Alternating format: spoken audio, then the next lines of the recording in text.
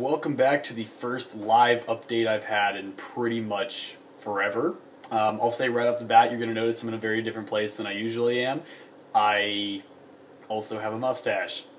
Yeah, no, I haven't shaved in 3 days. I'm not planning on shaving for the rest of the summer, which for me is until September 23rd is when I'm starting back up at my new college, which is going to be very awesome. I have a lot of good things to go over today. Just a quick recap, or well, forward cap of what I'm about to go over. Things to expect for 4th of July. I'm trying to get this video out before then, so that's going to be relevant. New GP perm possibilities, a rant on the Tau weapon removal, and why I think it's incredibly stupid that they did that.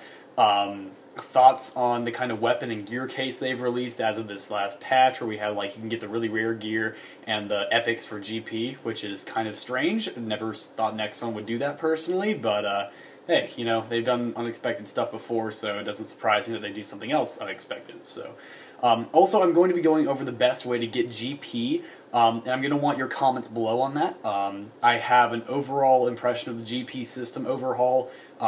I want to give you guys a short commentary on that, and I want to tell you guys about my schedule until next Christmas.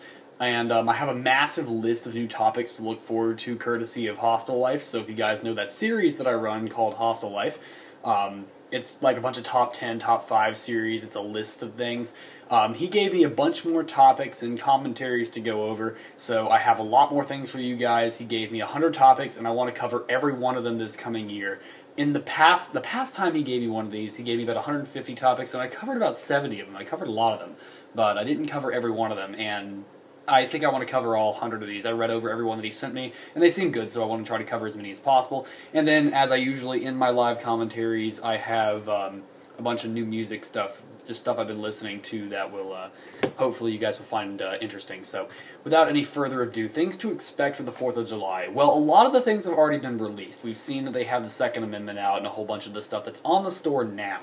I don't think they're going to be adding too much more, but I think they're going to have some sort of unexpected event on 4th of July. They've done that before, or if not on the 4th, it's going to get announced right after. And it's probably going to be some sort of competition. Probably not Spiders versus Scorpions. I don't think that's coming back after the big belly flop that had last time. But I think we're going to have some sort of event that comes afterwards. They might announce it on the 4th. It might be a couple days afterwards. I believe 2 years ago they announced some sort of weird event that happened 2 days after 4th of July, so wouldn't surprise me to see something past that. Next up was the new GP perm possibilities. Now, the way I want to talk about this isn't actually what they're going to release. I want to talk about how I think it's going to be done. The way that it seems like it's going to be done is there's going to be rotations, and right now we're on the first rotation of GP perms. And every time that they want to put out new GP perms, they're going to swap out some of the weapons. Now, I think some of them, like the L96A1, the AK-47, the M4A1, some of those really low-ranked ones will stay there, because there aren't that many low-ranked weapons right now. A lot of them are like CSM+, so I think a lot of the low-ranked weapons will stay as they are. They're not going to get swapped out, especially those 3 or 4, because they're really, really well-known, and they just are like some of the most basic weapons in the game. So I think they're probably going to stay on, but I think some of the other ones, like the Uzi Metal, the Scar maybe, the Dragunov SVDS, a lot of those random ones, they're going to get swapped out over time, and weapons that have been out for a while are going to be put on instead, so they can keep people interested in the game. Like prior to this, they put out the L96A1 Ghillie for permanent for like 120k, I think, something like that, for really high-ranked players. I think those high-ranked weapons they're going to be swapping out in segments, like every month or so they'll swap them out. That's what I think is going to go on. It's what it sounds like is going on from their website, so that's just what I wanted to throw that out there for you guys. Also, kind of a quick rant on the Tau weapon removal. That's one of the dumbest moves I've ever seen Nexon make. I mean, honestly, it was a fantastic system. I think it was great because it promoted the use of NX rares that were not kind of new. Like, we have a lot of these newer ones, but it really helped get some light on the old ones, like machine guns that nobody ever wants. You get that of a Mist N Plus and you sell it back for lots of GP. But now I think while they've done some good things with that, and the Tau system could have been made better, I don't think they should have removed it. I think they had a really good thing going there, and I don't think that their explanation of it impeding the GP system really was that good. I don't think it really impeded anything. I think it was a solid way to allow some weapons that aren't normally played with to get the spotlight. I thought that was a great idea. So Nexon, I have no idea what you were doing there. That was the dumbest thing I've ever seen you make. It was such a great thing, too. And after I put out that video, how to maximize nanotechs, a couple days later they say, oh, we're going to kill the Tau system. It's like, well, thanks, you're helping my video viewage out a lot. But, yeah, so that sucks. But at least while it's around and you can get those lower-ranked weapons for the next couple of days until they remove it, at least check that video out. You can at least get some nanotechs so that you guys can get a hold of those weapons if you need those 100 nanotechs to get the starter weapon. Obviously, 100 isn't that hard to get in the first place, but still a video worth checking out, I guess. It's not going to be very relevant in the future, but coming up, also, thoughts on the weapon and gear cases. The gear case, great idea. Great price. I think it was well done. It's a good way to get players who play the game a lot well rewarded if that's how they want to spend their GP. Because a lot of players that have been playing the game for a while have a lot of NX and probably have a lot of NX weapons, but they may not have spent a lot of money on NX gear, especially since NX gear only goes on for perm every now and then. On top of that, the sales are not particularly great for those, and they're still kind of expensive. They can be like 15 bucks for a vest for like, what, 90 days or something. That's no one would ever want to buy that normally. But this is a great way to let people use those outside of those time durations and not have to spend NX to get it, which I think is a great thing. I think that's more balancing and making combat arms more like the modern free-to-play FPS game where you can get a hold of things, it just costs more and it's harder to get it. And that makes sense. I mean, instead of just going and directly buying a light vest, you can do that. And I think that's a great, both monetary model. I think they're going to make a lot of money doing that. It's a good way to do it. And they're going to attract more players. I think that's better for now. And remember how earlier in one of my other live comms I said something big was going to happen this summer? I think this is the big thing that was going to happen this summer. I was dead on about this. I was right about it. And I think that this is where they're really putting their money this time. And I think there's more that's going to happen besides just the GP overhaul. I think that's the very first thing. And then they're going to have a massive list of other things. And I made a post on the Nexon forums about what I think they should do, what's been with this patch, and just a whole idea list about what was done badly, what was done very well actually, and all this stuff. Overall, I have a pretty positive impression of this whole like update scenario, but I wanted them to at least get some feedback on this because I looked on the threads and there were almost no threads or topics about any of these, and I was like, these guys need some honest feedback, so I'm going to give them some of that. Now, as for the weapon case, that's a hit and miss. If you have an unbelievable amount of GP, I guess it's okay, but as far as the value of it, one-day weapons, NX or NX Standard, that's not worth it, because A, you don't know what you're getting. If they segregated it the way they used to, where it's like you can get any AK model, but you have a higher chance of getting a GP or NX Standard one than you have of getting an NX Epic or NX Rare. And it's kind of like, that's a better idea, because then you at least know the class of weapon you're getting, but when every NX Epic, Rare, and all that stuff is tossed into this one case, that kind of sucks. And I'm like, well, where were you going with that? 10,000 a crate for a one-day weapon? That's ridiculous. The sellback for a one-day NX weapon prior was like 700 GP, and now you're telling me to pay 10,000 for it? Yeah, right. On top of that, there's such a huge list of things you can get. The chances you're going to get those rares and epics is very low. I ran an experiment earlier today with a couple of clanmates. They went and bought like 40 of those cases just to try it out, between the two of them, I mean. And they got like 3 rares, 2 epics, and the rest were NX standards. So the chances of getting rares and epics is actually a lot lower than it looks. They've definitely rigged that. And unless they fix that, your money's not well spent there. So what I was expecting to get out of those cases and what I was expecting those to be, I was greatly disappointed. So, while it's a great way to get epics, you better have a lot of GP if you're looking to do that. And on top of that, since it goes directly into your inventory, if you're looking to renew things, you better buy your NX and your renewal kits ahead of time. So, that's just something I would recommend you guys do. Am I ever going to spend my GP on those? Probably not. I'd rather just buy the the GP perms that come out with my GP. I'm reading my list of topics up there. That's why I keep looking up there if you guys are wondering. Next thing, what else was I want to go over? Oh yeah, best ways to get GP. Now, I just want to give you a couple of my ideas. They're not necessarily the most efficient, but they work really well for me, at least for how I play. I want to hear mostly what you guys have to say, so if you guys have GP methods that used to gain a lot of GP, please post them in the comment section below. I mean, there's a couple of really good ways, but they patched a lot of the power leveling ways. Even the water only on quarantine has been patched and balanced, so it doesn't really work anymore. And I know that's technically, you know, like power leveling, though you get banned for it. I was never a big fan of it. I just know that for a fact that it doesn't work anymore. So at least not for GP. I don't know about EXP. But as far as GP stuff, my favorite is sniper rifle only, junk fleet OMA to 30 kills. 30 kills, you still get most of the benefits of the time that you need to put into the game. Because after a certain point, the logarithm, well, the graph looks like this. The further you go in time, the less that your GP is worth. So like at the beginning of the game, spending 5 minutes at the beginning of the game is worth far more of an increase than if you spend 10 minutes. So like 5 and 10 minutes aren't that far apart. So if you spend that amount of time, I've kind of figured out that doing how much GP they give you at the end of a 45-point game versus a 30-point, the 45 is far less worth it than the 30-point is. The 30-point, you're getting more bang for your buck and your time there. So 30-point sniper rifle only. Snipers, because it typically goes very, very fast. And while you may die a lot and you probably won't get as many kills as you want to get, that's important. Also, just a tip if you guys are fireteam players, for every fireteam mode, kills equate to GP.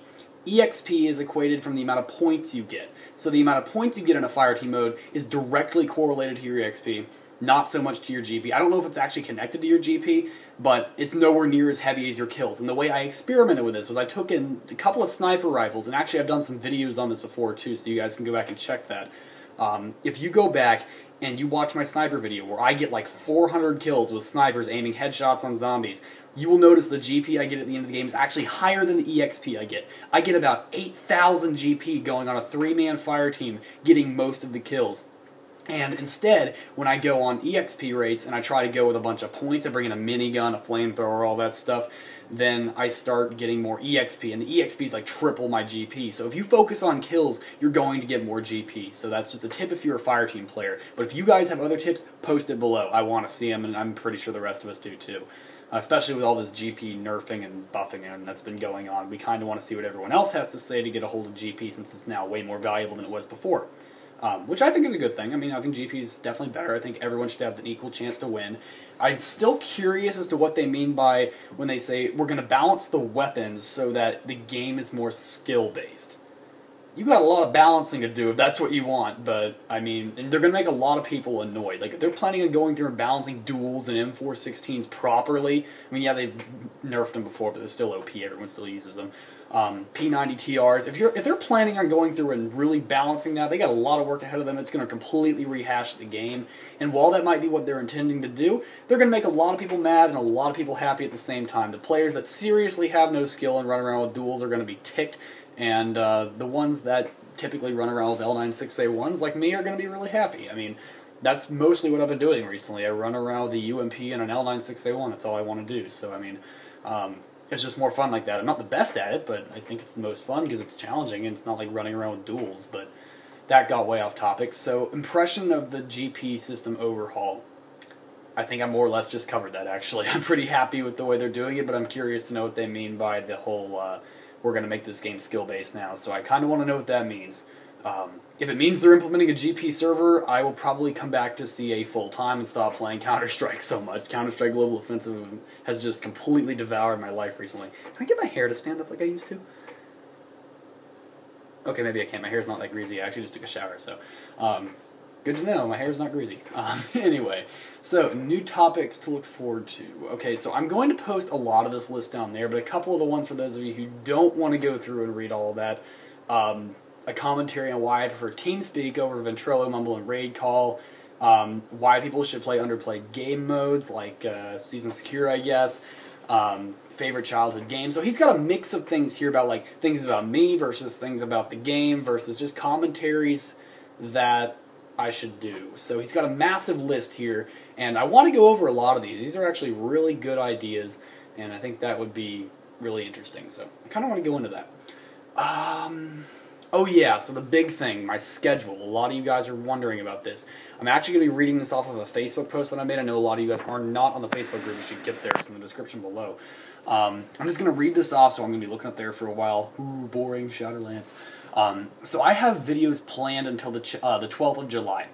I'm planning on making tactics videos every day or two starting July 13th or 14th, going out until the end of August, during which time I will only be uploading live updates of me, like what this is, guys.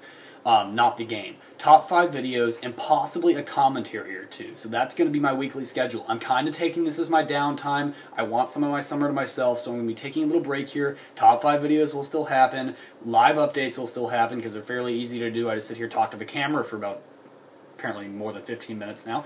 And that's about it. Maybe a commentary or two, but they might even be live update commentaries. They may not be commentaries pre-recorded over gameplay. There's a couple of reasons behind that. I'll get to that in a minute. But after this period of time is over, I'm going to retire the Tactics series until at least Thanksgiving, in favor of bringing SL vs. the World back up as a weekly series in mid-September. Mid-September, around September 14th, 15th, I'm thinking, is when I'm going to be bringing that back, is when I'm hoping to bring it back. A lot of you guys have requested it. I've noticed that I get the most views if I do SL vs. the World for like a quarter of a year, and then I go into Tactics, and I go out of that, and I take turns. I can't do both of the series at once because they're both very in-depth series that take a lot of time to plan, record, and a lot of those Tactics videos that are like, what, 15, 20 minutes long, a lot of those I have to record 3 or 4 times to really get right, and then I have to go through and edit stuff out, so that takes a long time, and I really don't like spending as much time on those kind of videos since they're not my highest viewed. SL vs. the World, on the other hand, there's a couple of things with that. One, it takes a lot of effort to get people like together into the game, and I can't use gameplays where the entire team just kills themselves, because who wants to watch an entire team just kill themselves over and over and over? Has to be good gameplay. I mean, most of the time I win, and I've even uploaded a couple of times that I've lost, so I don't care about losing so much. It's more that I just wanted to be entertaining to you guys. So recording those 2 series takes a lot of effort, and I notice I get the most views if I don't just do them both all the time. I have to do one and then the other, one and then the other, and it becomes kind of good in sync like that. So that's going to be that. However, around the beginning of September, I will be returning to my usual weekly schedule that you guys remember from the spring, like back in March and April, with top 5 videos being on Saturdays instead of Sundays, SL vs. the World will be on Fridays, and then I'll have 2 to 3 commentaries or other videos from Monday to Thursday. Those commentaries will also include live commentaries like this one, not just pre-recorded ones. Any other random videos I decide to make, like Clan War gameplays or 1v1s and stuff, will go up in that time slot as well from Monday to Thursday. And it might have occasional Tactics videos, like if they release a new map or something. I'm going to cover it, guys, so don't worry about that. I still need to cover heavy metal, but I'll probably get that done fairly soon. I'll do that before this whole time slot is over. I'll get that done. But that will also be in that Monday to Thursday block, so just letting you guys know. So hope you guys are looking forward to a huge Tactics series boost. I'm going to try to cover every map at least once. Maybe I will go back and do a few other ones. I kind of want to cover Crystal Tower again because I think I did that one very fast and it was kind of rushed when I did it. So I kind of want to go back and do that again. But I'm going to be trying to cover every map in the game at least once, including Fire Team and a bunch of other stuff like that. So I want to cover every map, and I'm planning on going back and doing maps multiple times throughout the course of my channel, just for different game modes, for different strategies, whatever you guys want to do. And some maps that are just huge, like Greyhammer, I can't cover all that in one video. I'll cover that in maybe 3 or 4 videos because it's such a big map. Same with Heavy Metal. I might not do it in just one episode. But yeah, and also any live face cam updates that are just sheer updates and not just not real commentaries, like this, will go up on Sundays as they have in the past. So I hope you guys are looking forward to a really big boost in the Tactics series and a lot of videos around that. So I'm also planning on doing another Q&A probably sometime mid-September. I like to do those every 3 to 4 months, so I will probably do one around September. I did one in a few weeks ago actually, or a week ago. Something like that. Anyway, so if I do one in September, that'll be about 2 to 3 months since I started gathering questions, because I started gathering questions in mid-May. So if you want to get in on that, make sure you check the Facebook group. Don't post questions on the YouTube video because I don't read them off of there very often. I like to read off of the Facebook group. It's much easier for me to actually do the video. And also I get most of my questions there anyway. My YouTube channel gets like maybe a fourth of the questions that Facebook gets, so Facebook is more than enough to cover it, and it's easier to just read it all off the same place than from YouTube as well. So when I ask for those questions in those videos again, be on the Facebook group. Everything that gets announced goes on the Facebook group, so if you guys are into that, description's in the link below. I suggest you do that. And finally, let me scroll back up here. Just to kind of end this off, there's 2 more things I want to go over. First is the new music. You guys seem to like hearing what kind of music I listen to since I've kind of made that a thing with my live commentaries. I'm going to do this really quickly since I'm running out of storage space on my recording device here. I've really just like 5 bands that I've really been into. Daylight Dies, which is new for me. Didn't really know much about them before. I knew of them, but I started listening to them recently. They're kind of like, it's really slow metal. Very, very slow metal. You hear a lot of acoustic in the background, but you also hear the metal also. The guy has a very deep, raspy voice. It is kind of screamo, but it's not like really hardcore screamo. It is low and raspy, so yeah, it's not like melodic singing there. Next up, a lot of you guys probably know Godsmack. They're very, very well known. They are one of the heaviest bands you can ever possibly find for background music. The actual singer is very, very skilled. Not a lot of screamo in it, really, not at all. Their acoustics are brilliant. Their drummer is amazing. Just very, very, very heavy metal. At least the music behind it is. Next is a band called Device. Now, these guys are weird. They do a bunch of different kinds of metal. Not really my favorite, but they were interesting, and that's why they caught my attention. Some of you guys may like them more than I do, but they have like different kinds of screamo, which is weird, and I never have seen that before, except with Amaranth. If you guys know Amaranth, they're also one of my favorites. Two more, Nilfgaard. That's spelled Nilfgaard. They sing about like a bunch of really weird like folklore stuff. So they think like, oh, find a folklore song like Battlestar Galactica or something like that. That's not really folklore, but you get the point. It's a big story that a lot of people know. So you have Battlestar Galactica, and they will tell the story with like heavy death metal. And the thing that's interesting is they have very fast-paced metal. It's incredibly fast-paced, but it's labeled as melodic death metal, and the singer has the lowest, deepest, like most roaring sounding, not raspy, it's roaring voice that you will ever hear in a metal band. It was impressive. I suggest you go look up a song called Nord, N-O-R-D. That's my favorite one by them. And that scream, that like yell, battle cry that he does in the beginning, that's actually what the singing sounds like. That's not actually just a roar. So that's interesting. And the last one is Harm's Way. Haven't actually listened to a lot of these, but from what I've heard, I've listened to like 5 of their songs, but I liked all of them, and they were from completely random albums, so I think they've actually got some good stuff going for them. If just 5 of their random songs sounded good to me, I think the rest of them are going to be good. I don't know enough about them to speak well to them, but I think that they've got some good stuff going, so check them out. And the last thing I wanted to bring up before I end this video is the new donation button I got. I applied for a donation, what would you call that? Not funding, but like support, I guess, from YouTube. You can make donation stuff at any time you want, but to get the AdSense thing linked to your donation button, it means that, let's say you donate 15 bucks. I actually get like $15.15, a little bit more than you actually donate. I think it's actually a bit more than that, but not much. It's like an extra 7-8%, which is kind of nice.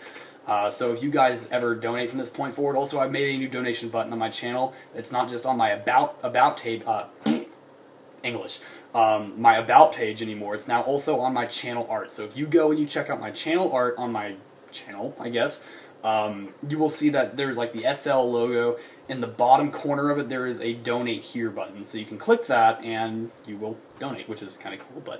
And then there's also the same one that there was before on my about page as well. And I've also implemented it to the TeamSpeak server. So if you guys are on to TeamSpeak, it's also now on Facebook as well. If you look in the pinned post on the Facebook group, the donation link is there as well. So that's 4 ways you can donate: channel page, about page, Facebook, and TeamSpeak. So there's all that. I've gotten donations from you guys in the past. It's awesome that I see a lot of you guys coming to support me. That makes me feel really good. I want to keep making videos, but definitely helps, guys. Thank you for watching this amazing 23-minute long video. I will see you in the next one. Shadowlance out.